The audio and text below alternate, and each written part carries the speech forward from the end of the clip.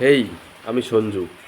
তো আজকে life time box office নিয়ে কথা বলবো। সেটা হলো আহ, বাংলাদেশের তুফান এবং আমাদের এখানকার অযোগ্য এবং বুমেরাং, মানে জিৎ, প্রসেনজিৎ, শাকিব খান, তাদের সিনেমার লাইফ টাইম বক্স অফিস কাটটা কত করেছে।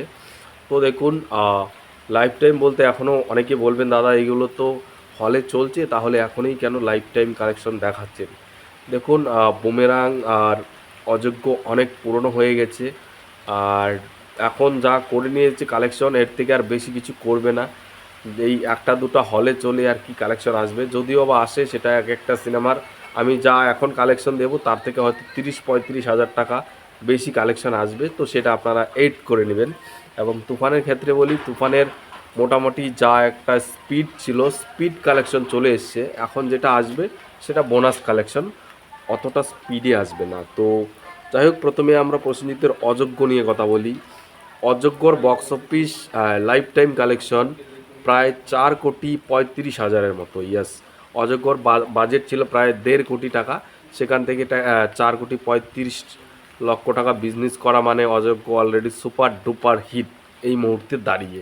কারণ এইখানে বর্তমানে বাজেট রিকভার করলে হিট বলে দেওয়া হচ্ছে। আর অযোগ্য তার বাজেটকে পেরিয়ে অনেকটাই বেশি কালেকশন করতে পেরেছে। তো অযোগ্য অলরেডি সুপার ডুপার হিট। তারপর যদি জিতের বুমেরাংয়ের কথা বলি, জিতের বুমেরাংয়ের বাজেট ছিল 3 কোটি টাকা এবং বক্স অফিস থেকে প্রায় লাইফ টাইম কালেকশন যেটা এসছে সেটা প্রায় 4,20,00,000-র কাছাকাছি। মানে বাজেট রিকভার হয়ে বোনাসে 1,20,00,000 টাকা এসছে, যার ফলে এটাকে হিট বলা যায়, সুপারহিট অবশ্যই বলা যায় না। এটাকে হিট বলা যায়, ক্লিন হিট। এটাকে সুপারহিট বলা যায় না, এটাকে ক্লিন হিট বলা যায়। তো বুমেরাং অযোগ্য দুটি হিট করেছে পশ্চিমবঙ্গে অনেক দিন ধরে সিনেমা। এই বছরে তো কোনো সিনেমাই হিট করেনি, প্রথম এই দুটো বাংলা সিনেমা হিট করেছে। সেখান থেকে দাঁড়িয়ে এটা গর্বের ব্যাপার। আর জিতের সিনেমা এত ভালো চলেছে কারণ এর আগে তার মানুষ সিনেমাটা একদমই চলেনি, তার আগে চেঙ্গিস চলেছিল। তো সেই দিক থেকে কিন্তু একটা বিরাট ব্যাপার। আর এই কালেকশনগুলো যে আমি দেখাচ্ছি না, আপনারা ভাববেন যে আরও তো হলে চলছে, আরও কালেকশন অ্যাড হবে। বেশি হবে না, আমি যেই কালেকশনগুলো দিচ্ছি তার থেকে হয়তো বা 20-30 হাজার টাকা অ্যাড হবে, বেশি হলে 1 লাখ টাকাই অ্যাড হলো, আদারওয়াইজ কিচ্ছু না। আর বেশি কালেকশন করবে না। এবার যদি তুফানের বলি, তাহলে বাংলাদেশের চিত্র পুরোপুরি আলাদা, তাই এটা নতুন করে বলার দরকার নেই। তুফান আমাদের পশ্চিমবঙ্গে ফ্লপ করলেও সারা বিশ্বে যেখানে যেখানে রিলিজ করেছে দারুণ রেসপন্স দেখিয়েছে, খুব ভালো চলেছে। ওয়ার্ল্ড ওয়াইড এর গ্রস কালেকশন ধরা হচ্ছে প্রায় 47 কোটি টাকা, যেটা একটা বাংলা সিনেমার রূপে একটা ইতিহাস।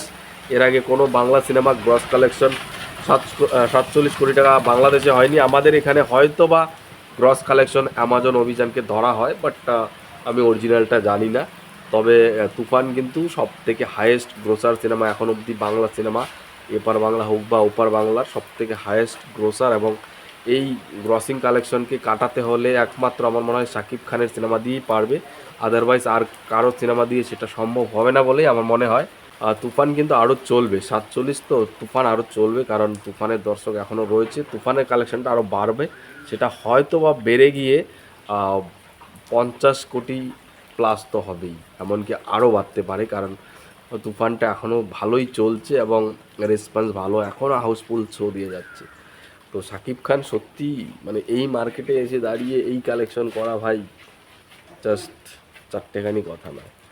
তো যাই হোক, এই ছিল তিনটে ছবির মধ্যে লাইফ টাইম কালেকশন। আপনাদের কি মতামত কমেন্টে জানাবেন। টাটা।